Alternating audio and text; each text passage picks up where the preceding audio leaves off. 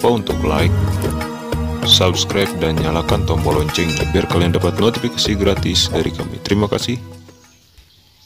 Saudara-saudara, kita duduk di majelis yang mulia untuk memperingati Isra wal Mi'raj baginda Nabi besar Muhammad SAW. Kita duduk di sini, kita tidak pernah memandang langsung wajah Nabi. Kita tidak pernah berjumpa langsung dengan Nabi. Kita tidak pernah duduk bersama-sama dengan Nabi. Untuk apa kita duduk di sini kalau bukan karena iman dan cintanya kita kepada Nabi Muhammad? Padahal kita tidak pernah berjumpa dengan Nabi, bertemu dengan Nabi tidak pernah, duduk bersama Nabi tidak pernah. Tapi kita beriman kepada Nabi Muhammad. Kita cinta kepada Nabi Muhammad. Kita umat yang dirindukan oleh Nabi, umat yang dicintai oleh Nabi. Rasulullah ketika beliau sedang duduk bersama para sahabat, Rasulullah berkata, "Wahai para sahabat, tahukah kalian golongan-golongan yang soleh? Tahukah kalian golongan-golongan yang mulia?" Sahabat berkata, "Apakah para malaikat ya Rasulullah?" Rasul berkata, "Bagaimana mungkin malaikat tidak mulia sedangkan mereka berada di sisi Allah? Ada lagi yang mulia. Apakah para nabi dan rasul? Bagaimana mungkin nabi dan rasul tidak mulia sedangkan Allah menurunkan wahyu untuk mereka? Ada lagi yang mulia. Apakah kami ya Rasulullah? Bagaimana mungkin kalian para sahabatku tidak mulia sedangkan aku berada di tengah-tengah kalian? Ada lagi yang mulia." Kata sahabat, "Allah dan engkau yang lebih tahu ya Rasul." Rasulullah menundukkan kepala. Nabi Muhammad menundukkan kepala. Dari kedua pelupuk mata beliau mengeluarkan air mata membasahi pipi beliau sampai ke janggut beliau. Beliau menundukkan kepala sambil menangis dan beliau berkata, "Golongan yang mulia ini, golongan yang soleh ini, mereka golongan-golongan yang adanya nanti di akhir zaman.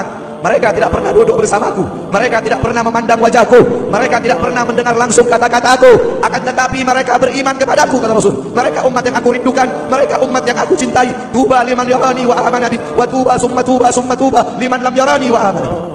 Sungguh beruntung orang-orang yang beriman kepadaku, kemudian orang-orang yang melihatku kemudian beriman kepadaku. Dan sungguh beruntung, dan sungguh beruntung, dan sungguh beruntung. 3 kali keberuntungan, 3 kali kemuliaan bagi orang-orang yang tidak pernah melihatku, akan tetapi mereka beriman kepadaku. Siapa? Kita umat Nabi Muhammad SAW.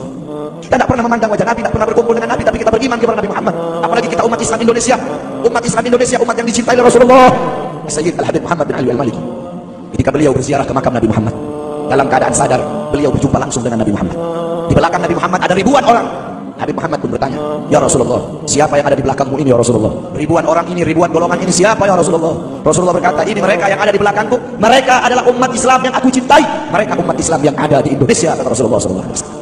Kita dicintai Rasul. Kenapa? Coba kita lihat di Indonesia, saudara-saudara. Kalau bulan Maulud, kalau bulan Rabiul Awal, di kampung-kampung, di musola-musola, setiap masjid, setiap langgar, setiap pesantren, setiap RT, setiap RW pasti bikin maulid Nabi Muhammad. Kalau udah bulan Rajab, setiap pesantren, musola, masjid, kampung, RT, RW pasti bikin Isra wal Mi'raj baginda Nabi besar Muhammad. Negara-negara yang lain, tempat-tempat yang lain tidak seperti kita, saudara. Makanya kita menjadi umat yang dicintai oleh Rasul, umat yang dimuliakan oleh Nabi Muhammad, umat yang dirindukan oleh Nabi Muhammad SAW. Allah berkata dalam Al-Quran, "Laqad ja'akum rasulun min anfusikum azizun 'alaihi ma 'anittum harisun 'alaikum bil mu'minina raufur rahim." Hei sekalian umat manusia, yang kaya, yang muda, yang tua, yang muda, yang kaya, yang miskin, mulai pejabat sampai rakyat, ulama sampai umat. Hei sekalian umat manusia, laqad ja'akum, telah sampai kepada kalian, telah datang kepada kalian rasulun, utusan Allah, min anfusikum, dari golongan kalian manusia, azizun 'alaihi ma 'anittum, sungguh berat baginya penderitaan yang kau alami, sungguh berat baginya kesusahan yang kau alami. Sebelum kalian susah, dia lebih dahulu susah. Sebelum kalian menderita, dia lebih dahulu menderita. Sebelum kalian menangis, dia lebih dahulu menangis. Sebelum kalian berdarah, dia lebih dahulu berdarah. Azizun 'alaihi ma 'anittum harisun 'alaikum, dia menjaga kalian, menjaga akidah kalian, keyakinan kalian, tauhid kalian, syariat kalian, salat kalian, agar kalian tidak menyimpang, agar kalian tidak tersesat, agar kalian tetap berada di jalannya Allah. Bil mu'minina raufur rahim, kepada orang-orang yang beriman beliau sangat cinta, beliau sangat sayang, beliau mencintaimu sebelum engkau mencintainya, beliau merindukanmu sebelum engkau merindukannya. Siapa beliau? Siapa dia? Dia adalah seorang manusia yang mengorbankan jiwanya, mengorbankan nyawanya, mengorbankan darah dan hartanya demi kita sebagai umat. Beliau kepanasan, kedinginan, 3 hari 3 malam makan, mengganjal perutnya dengan sebongkah batu. Perut suci beliau berbunyi. Kelaparan bukan untuk dirinya, kelaparan bukan untuk anak cucunya, kelaparan demi kita sebagai umat. Beliau seorang manusia yang pipinya pernah tertusuk duri sampai tembus ke sebelah demi kita sebagai umat. Beliau seorang manusia yang pernah wajah beliau dilempari kotoran demi kita sebagai umat. Lupakah kalian dengan air mata beliau yang menetes setiap malam demi kalian? Lupakah kalian darah suci beliau yang menetes ketika berada di kota Taif dilempari batu demi kalian? Ketika beliau pergi ke kota Taif, dahi beliau dilempar batu, darah beliau keluar. Ketika darah itu jatuh, ditampung darah beliau, ditampung darahnya. Sahabat berkata, "Ya Rasul, kenapa kau tampung darahmu ya Rasul?" Rasul berkata, "Andaikan darahku jatuh di atas tanah Taif, penduduk kota Taif akan ditenggelamkan oleh bumi, sedangkan mereka adalah umatku." Luar biasa kasih sayang Nabi kepada kalian. Tapi kita sebagai umat tidak tahu diri. Kita sebagai umat merusak sunnahnya. Kita sebagai umat melanggar ajarannya.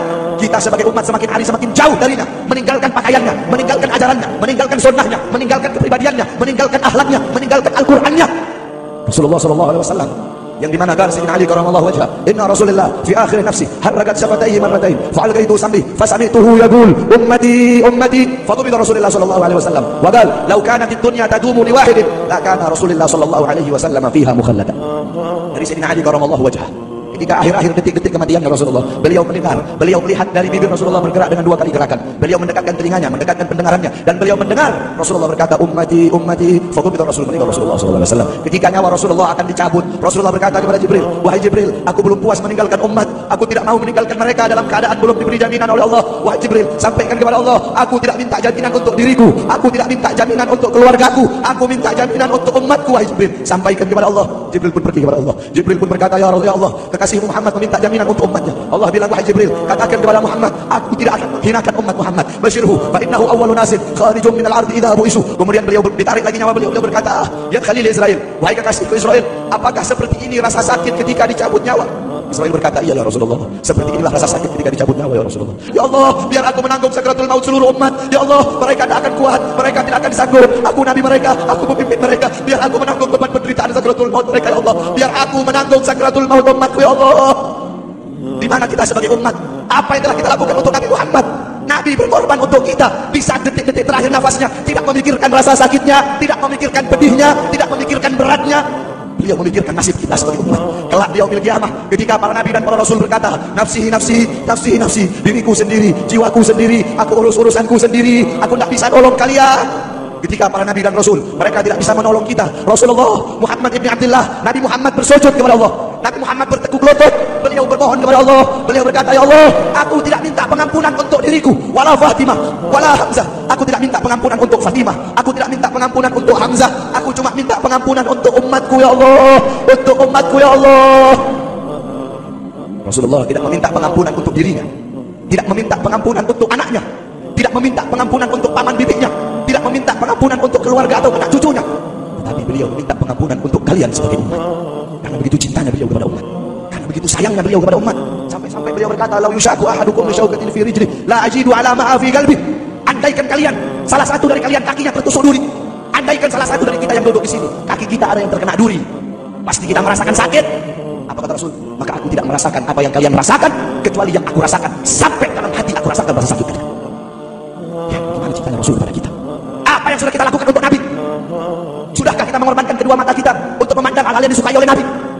Sudahkah mengorbankan kedua tangan kita memberi makan golongan-golongan yang dicintai oleh Nabi? Mengorbankan lidah kita untuk mendakwahkan, mensuarakan ajaran syiar Nabi? Sudahkah mengorbankan kedua kaki kita melangkah ke tempat-tempat yang diridhoi oleh Nabi? Kita masih belum bisa balas jasa Nabi, dan tidak akan pernah bisa membalas jasa Nabi Muhammad. Jangankan kita duduk di sini berjam-jam, walaupun kita duduk di sini sampai pagi kita duduk, seumur hidup kita duduk di sini, masih belum bisa membalas jasa Nabi Muhammad. Sekalipun kita merangkak, engkau merangkak dari rumahmu menuju makam Nabi, merangkak bukan dengan kaki, merangkak bukan dengan mata, bukan dengan tangan. Walaupun kalian merangkak dengan kedua mata dari rumah kalian menuju makam Nabi, itu masih belum bisa membalas jasa-jasa Nabi Muhammad sallallahu alaihi wasallam. Kita tidak bisa membalas jasa-jasa Nabi Muhammad. Kecintaan kita tidak ada apa-apanya. Apakah kecintaan kita lebih besar daripada kecintaan seorang anak kecil yang ada di zaman Syekh Abdul Rahman Ad-Dibai? Di zaman Syekh Abdul Rahman Ad-Dibai, pengarang Maulid Tiba, ketika beliau ingin berziarah ke makamnya Rasul, ketika beliau ingin ziarah ke makamnya Nabi, ada satu orang anak kecil ingin ikut berziarah. Maka kata rombongan, wahai anak kecil, engkau tidak boleh ikut. Ini perjalanan memakan waktu berhari-hari, bisa 4 hari, 5 hari, bahkan sampai 1 minggu. Kau tidak boleh ikut. Pergi anak kecil tersebut. Pergilah rombongan Syekh Abdul Rahman Ad-Dibai berziarah ke makamnya Nabi. Tanpa sepengetahuan rombongan, ternyata anak kecil tersebut bergelantungan di bawah kereta kuda Syekh Abdul Rahman Ad-Dibai. Anak kecil itu bergelantungan. Dia sampai berhari-hari gak makan, gak minum, gak tidur. Hanya apa? Hanya ingin pergi ziarah ke makam Nabi. Saking cintanya kepada Nabi Muhammad, dia sembunyi-sembunyi bergelantungan di bawah kereta. Gak makan, gak minum, gak tidur berhari-hari. Ketika sampai di Madinah, itu anak kecil jatuh. Itu anak kecil terjatuh. Rombongan bilang, bukan kayaknya anak kecil yang waktu itu mau ikut. Berarti sudah berhari-hari dia di bawah kereta ini, dia gak makan, dia gak minum, dia gak tidur. Anak kecil itu berlari sampai dia terjatuh. Saking bahagianya, dia sudah sampai di Madinah, dia ambil debu-debu Madinah, pasir Madinah, dia ambil, dia usapin ke muka. Saking bahagianya, sampai itu anak mati. Anak kecil tersebut mati membawa kecintaannya kepada Nabi Muhammad. Anak kecil itu mati, gak makan berhari-hari, gak tidur, gak minum, hanya ingin ziarah ke makam Nabi Muhammad. Padahal anak kecil itu tidak pernah memandang Nabi, tidak pernah berkumpul dengan Nabi. Kecintaannya luar biasa kepada Rasul. Akhirnya anak itu dimakamkan oleh Syekh Abdul Rahman Ad-Dibai di Madinah. Anak kecil itu dimakamkan di Madinah. Nah, setiap tahun Syekh Abdul Rahman Ad-Dibai ziarah ke makamnya Nabi, pasti ziarah ke makam itu anak kecil. Yang anehnya, setiap Syekh Abdul Rahman Ad-Dibai ziarah, makam anak kecil tersebut, kubur anak kecil tersebut bergeser dengan sendirinya mendekati makam Nabi Muhammad SAW. Sampai sekarang makam anak kecil itu ada di samping Masjid Nabawi. Saking cintanya anak kecil tersebut kepada Rasulullah SAW. Kecintaannya kita tidak ada apa-apanya. Kita tiap hari maksiat, tiap hari berbuat dosa, melakukan hal-hal mungkarat, dhalalat, sayyiat. Takutlah kita kepada Allah. Kembalilah ke ajaran Nabi Muhammad. Jadikan beliau sebagai teladanmu, jadikan beliau sebagai pedomanmu. Hidupkan rumah tanggamu dengan ajaran beliau. Hidupkan kampungmu dengan dengan ajaran dan sunnah beliau. Jadikan rumah tanggamu rumah tangga Sayyidina Muhammad, kampungmu kampung Sayyidina Muhammad, desamu desa Sayyidina Muhammad, kotamu kota Sayyidina Muhammad sallallahu alaihi wasallam.